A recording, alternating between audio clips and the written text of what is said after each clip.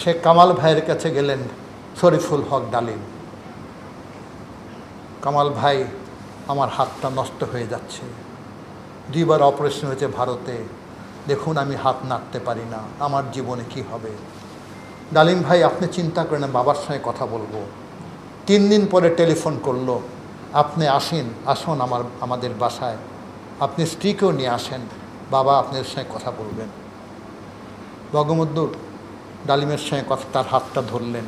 আহারে, তুই এত বাচ্চা ছেলে, মাত্র বিয়ে করেছস কিছুদিন আগে, তোর হাতটা, না না তুই চিন্তা করিস না, তোর হাতটা আমি ভালো করে দিব। তুই বাসায় যা, কামালের কাছে তো টেলিফোন নাম্বার আছে? বলে আছে। 4 দিন পরে কামাল ভাই টেলিফোন করলো, আপনি চলে আসেন ডালিম ভাই, ট্র্যাজেডির, বলতে কষ্ট হচ্ছে। তাকে পাশে বসালো। বৌমা, তুমি তোমার খালার কাছে যাও। নিম্মি তার ওয়াইফকে উপরে পাঠিয়ে দিল। বঙ্গবন্ধু বললেন, হাতটা ধরলেন, সেই হাতটা, আর চিন্তা করিস না, তোর সব অ্যারেঞ্জমেন্ট হয়ে গেছে। তোর শ্বশুর পুলিশ অফিসার না, এসপি না? বলে জি স্যার। তাকে আমি অলরেডি অর্ডার করে দিয়েছি কাউন্সিলর করতে। কোথায়? লন্ডনে। তুই ওখানে থাকবি তোর চিকিৎসার সুবিধার জন্য।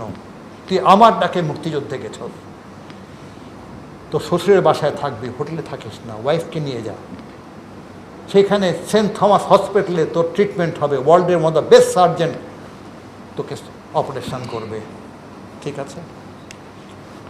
পকেট থেকে কিছু ডলার বের করে বললেন, এগুলি নিয়ে যায়, কামাল তোর টিকিটের বন্দোবস্ত করছে মিনিস্ট্রির থ্রু দিয়ে, তাড়াতাড়ি চলে যা, সময় নষ্ট করিস না, কোনো চিকিৎসা অসুবিধা হবে না, ডলার সংকট হলেও তোর চিকিৎসা আমি করে দেবো, অ্যাম্বাসির থ্রু দিয়ে সব টাকা যাবে।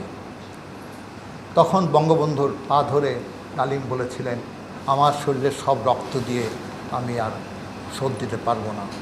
লন্ডনে বেড়াতে গেলাম সোলসবারি প্লেনের থেকে মামার বাসায় উইকেন্ডে। একজন ভদ্রলোক বললেন, আপনাদের একজন মুক্তিযোদ্ধা ভাই আছেন হাসপাতালে। আমি তো জানি না।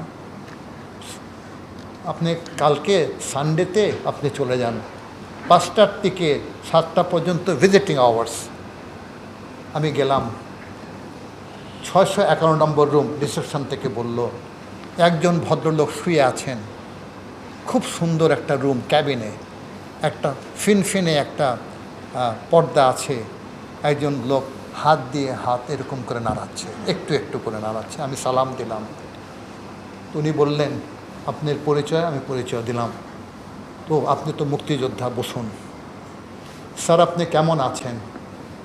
বললেন, দেখেন বঙ্গবন্ধু আমার হাতটাকে ভালো করে দিয়েছেন, আমি হাতটা নাড়াতে পারছি এখন, চোখের পানি তার, তিনি আমার সব বন্দোবস্ত করেছেন, চামড়া দিয়েও আমি তার শোধ করতে পারবো না। কেঁদে দিলেন।